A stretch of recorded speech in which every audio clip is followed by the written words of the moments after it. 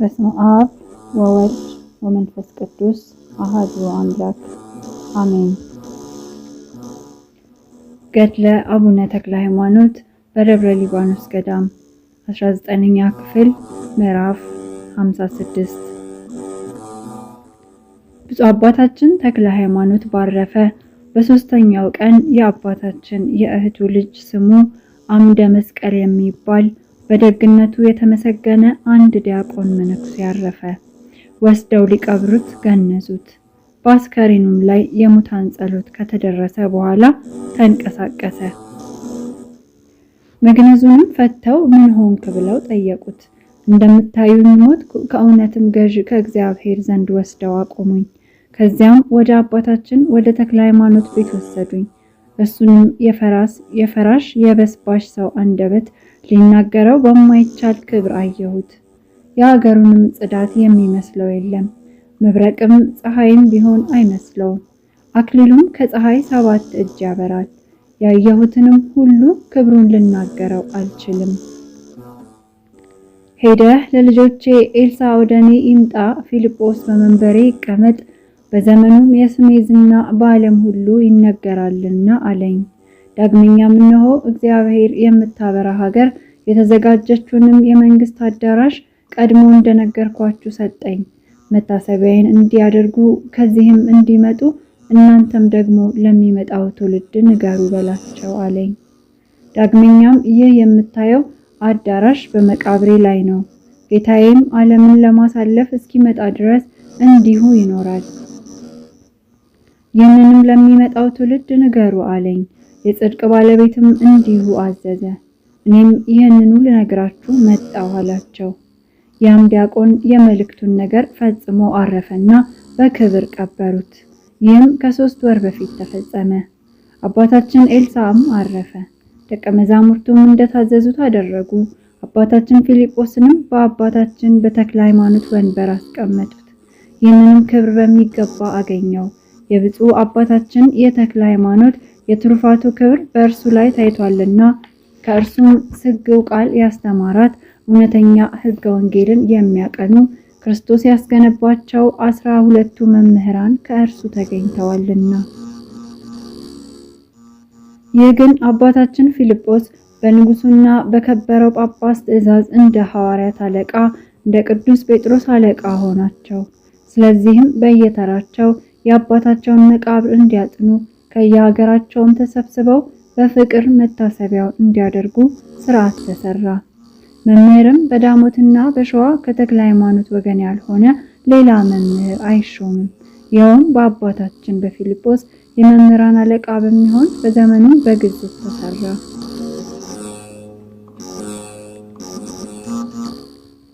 እርሱ ግን በምግባር በሃይማኖት ሹመቱን ካዘጋጀ በኋላ ስለ ክርስቶስ በመከራና በመገረፍ በመታሰርና በመሰደድ ከተሰደደበት እስከ ማረፍ ደርሶ ሰማዕት ሆነ።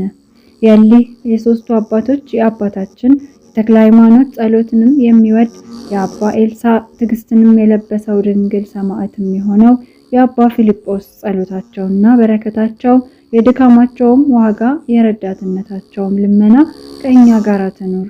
በየሰዓቱም በየጊዜውም ሁሉ ከእኛ ሳትርቅ ከኃጢአት ሞት በእውነት ለዘላለም ታድነን። የአባታችንም የተክለ ሃይማኖት የዘመኖቹ ቁጥር 99 ዓመት 8 ወር ከ5 ቀን ነበር።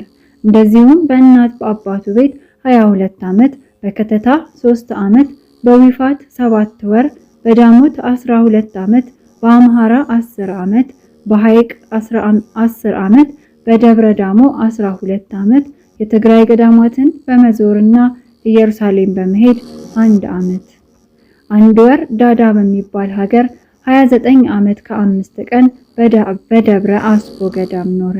እንደዚህም ሕይወቱን በበጎ እርጅና በለምለም ሽምግልና በገድልም ጎልማሳ ሲሆን እስከሚያርፍበት ዘመን እግዚአብሔርን ሲያገለግለው ኖረ።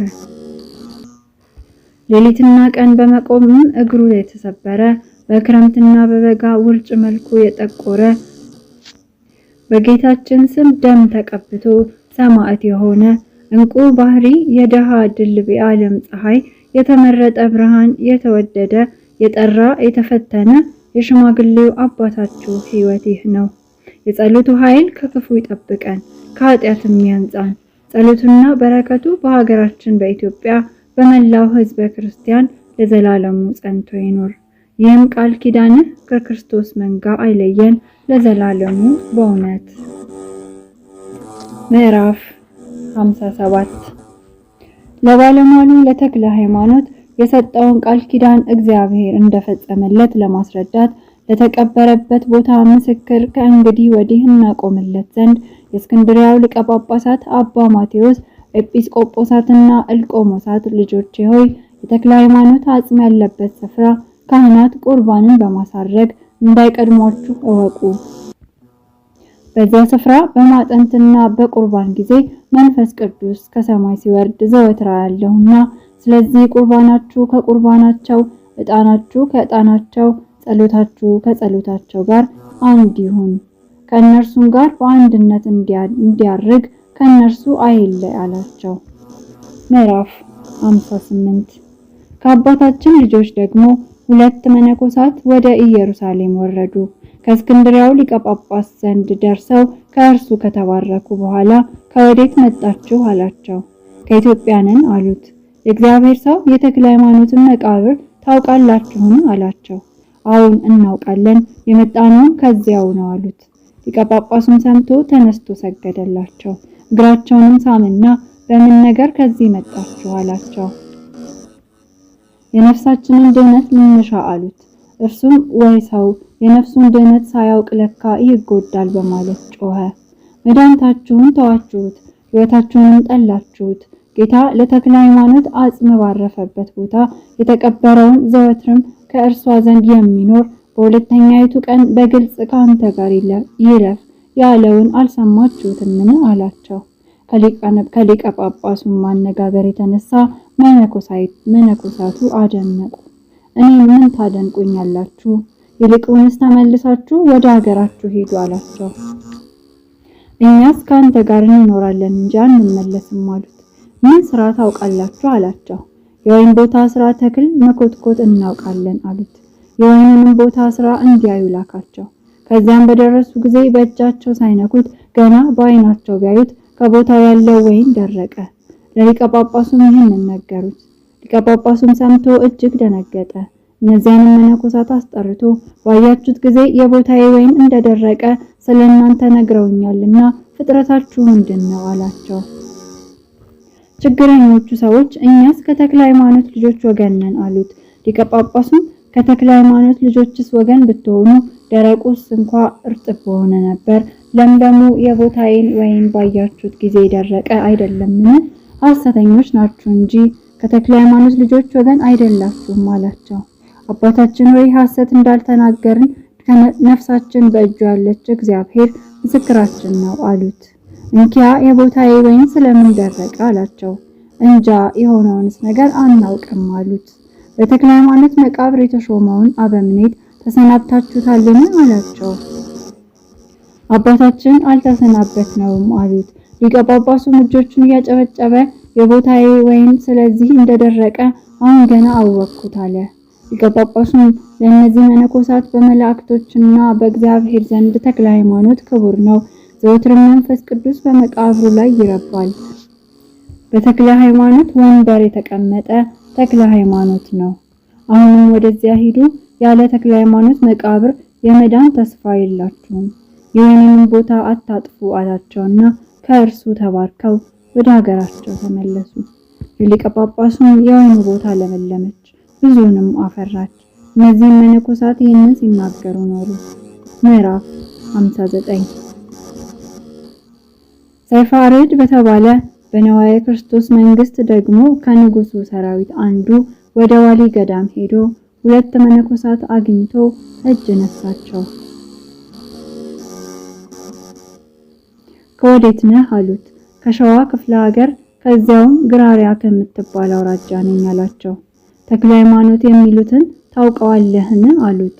አባቴ ነውና አዎን አውቀዋለሁ አላቸው። ወደ መቃብሩ ደርሰሃልን አሉት። አዎን ደርሻለሁ አላቸው። እነዚያም መነኮሳት ተነስተው ሰገዱለት። የእግሮቹን ትቢያ ይልሱ እጆቹንም ይስሙ ጀመር። ጭፍራዎቹም ጌቶቼ ይህንን ስለምን አደረጋችሁት አላቸው። እኛ እናውቃለን አሉት። ዳግመኛም በተክለ ሃይማኖት የመቃብር ቦታ ስጋውን ደሙን ተቀበልከን አሉት። አልተቀበልኩም አላቸው። ከቅዱሱ መቃብር ዘንድ ቁርባን ያልተቀበልክ እንቡዘ ልብ ለምን ሆንክ? ተክለ ሃይማኖት አጽም ካረፈበት ቦታ ቁርባንን የተቀበለ ሁሉ ሲኦልን አያይም ሲል ከጌታ አንደበት ሰማን ብለው በእውነት እንነግርሃለን አሉት። በውስጧም የሚቀበር ለዘላለሙ አይጎዳም። እኛም መንፈስ ቅዱስ በየሰዓቱ ይልቁንም በቁርባን ጊዜ እየወረደ በውስጧም መስዋዕት ለሚያቀርቡት መዓዛ ያለውን ሽቱ ሲቀባቸው ዘወትር እናያለን።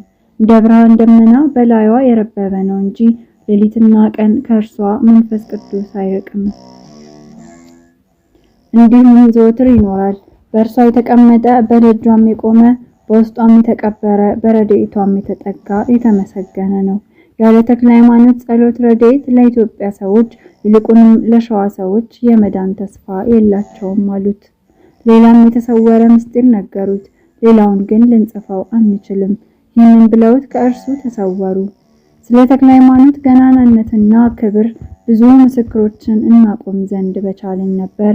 ነገር ግን በሁለት በሶስት ምስክር ነገር ሁሉ ይጸናልና ተሰሚዎች ነገር እንዳይበዛ በማለት ተው ነው። መምህር የሚሆን የአባታችን የተክለ ሃይማኖት አማላጅነት ፈጽሞ ከጠላት ከዲያብሎስ ኃይል ያድነን፣ ከክፉ ነገርም ከቀትር ጋኔንና ከድንገት ደዌም በየሰዓቱ በየጊዜውም ሁሉ በእውነት ለዘላለም ይጠብቀን።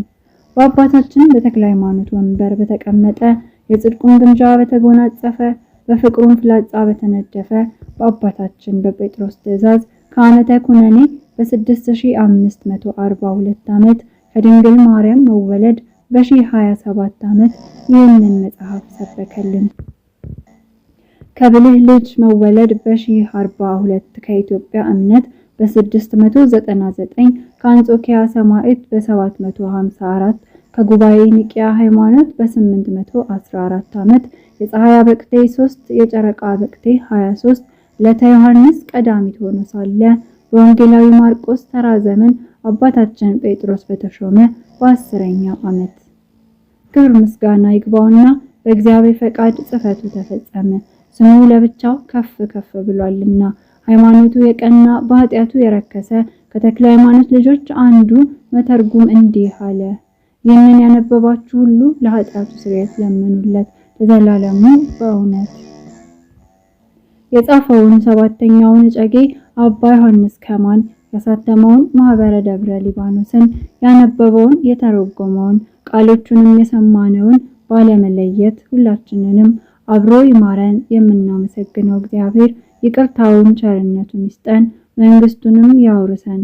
ያለ ዘራ ብሲ በወለደችው በሁለት ወገን ድንግል በምትሆን በእመቤታችን አማላጅነት ፈቃዱን ስለፈጸሙ ሁሉ አማላጅነት የአባታችን የአቡነ ተክለ ሃይማኖት ጽዋ ፈንታውን እድል ተርታውን ያድለን። ባለሟልነቱንና ክብሩንም ያልብሰን። የሰይጣንንም ሰራዊት ከእግሮቻችን በታች ይጣላቸው ለዘላለሙ አሜን። ምዕራፍ 60 አንድ አምላክ ብለን በአብ በወልድ በመንፈስ ቅዱስ ስም አምነን በአንድ አኗኗር በአንድ ገናንነት በአንድ አኗኗር በአንድ ገናንነት በአንድ ገዥነት ሁሉን በፈጠረ ሁሉንም ካለመኖር ወደ መኖር ባመጣ ዓለምንም ሁሉ ባዘጋጀ ኮረብታውን ተራራውን ባከናወነ ሰማይንም እንደዋልታ በሰቀለ ምድርንም ያለ መሰረት በውሃ ላይ እንዳረንጓዴ የዘረጋት ያለ ገመድም በሰፈራት በባቢል ነፋስም በደገፋት በአንዱ እግዚአብሔር እናምናለን። እግዚአብሔር ስራው ድንቅ ነው። የሚሳነው የሚሰወረው የለም። ሁሉን ያውቃል፣ እርሱን ግን የሚያውቀው የለም። ከመስራቱ አስቀድሞ ይፈጽማል። ሁሉን ያስረጃል፣ ሁሉን እንደ ልብስ ያረጃል። አንተ ግን መቼ አንተ ነህ፣ ዘመንህም ለልጅ ልጅ አያልቅም ብሎ በነቢይ እንደተናገረ እርሱን የሚያስረጃው በሌለ በአንዱ እግዚአብሔር አምነን።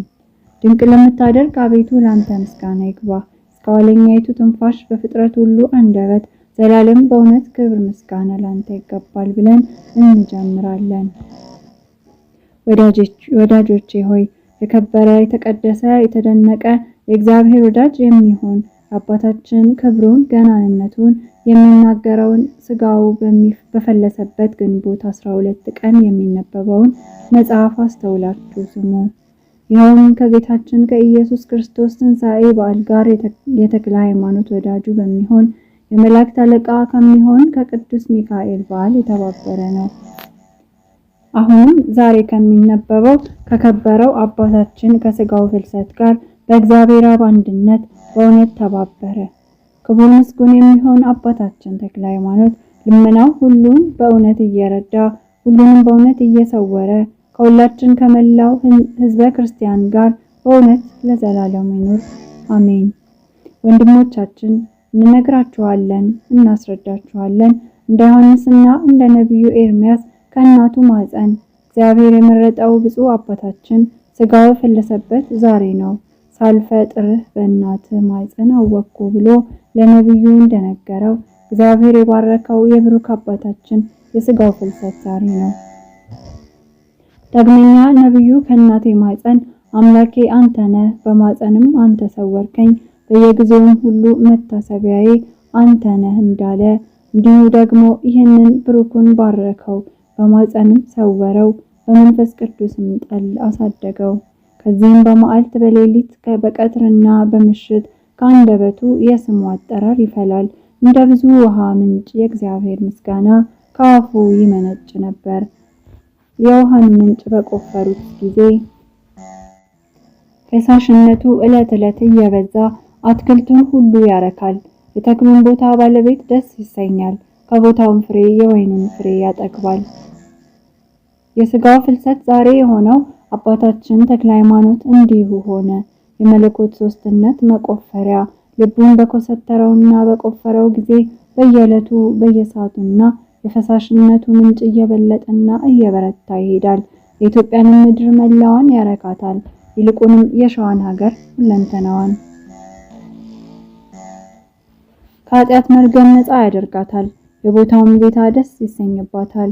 ባለቦታ የተባለውም በአባታችን በተክለ ሃይማኖት አትክልት ደስ የሚሰኝበት ክርስቶስ ነው።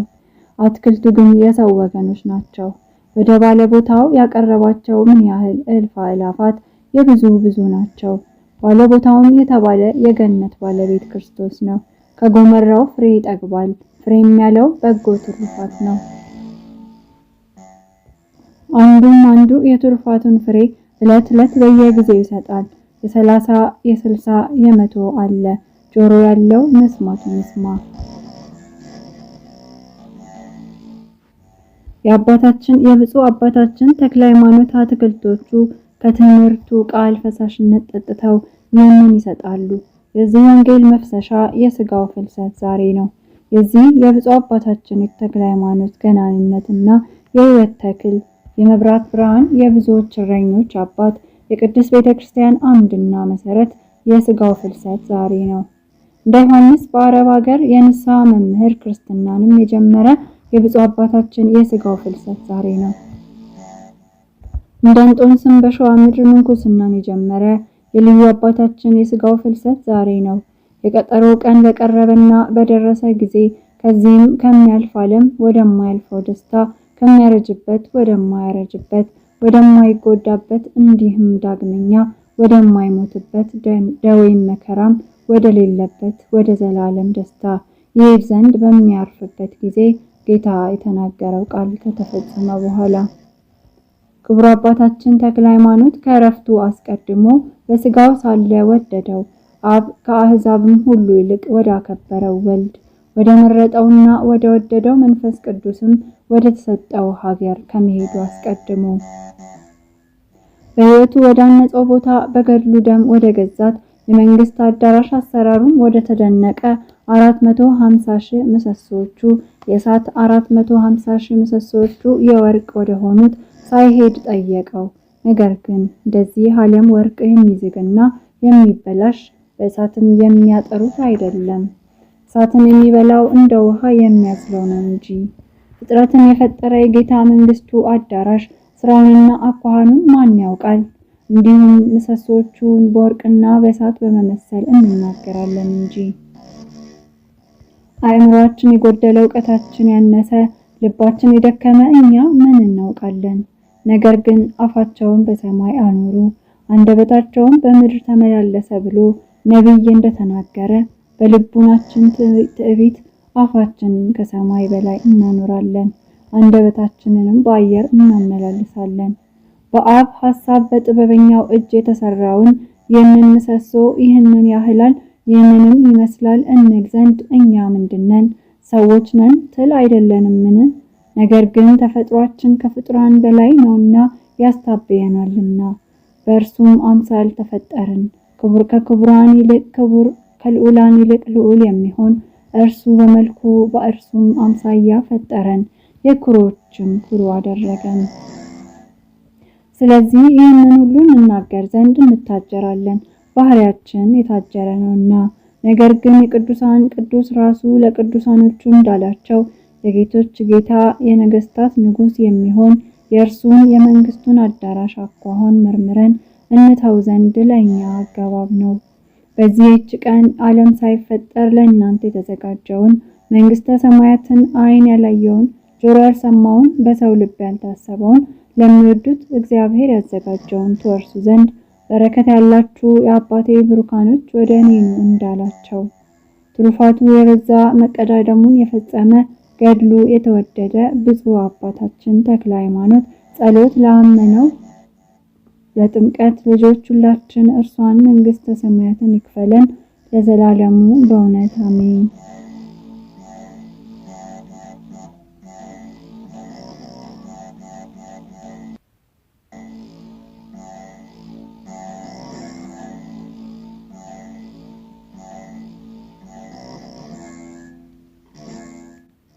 ወስብሐት ለእግዚአብሔር። ይቆየን።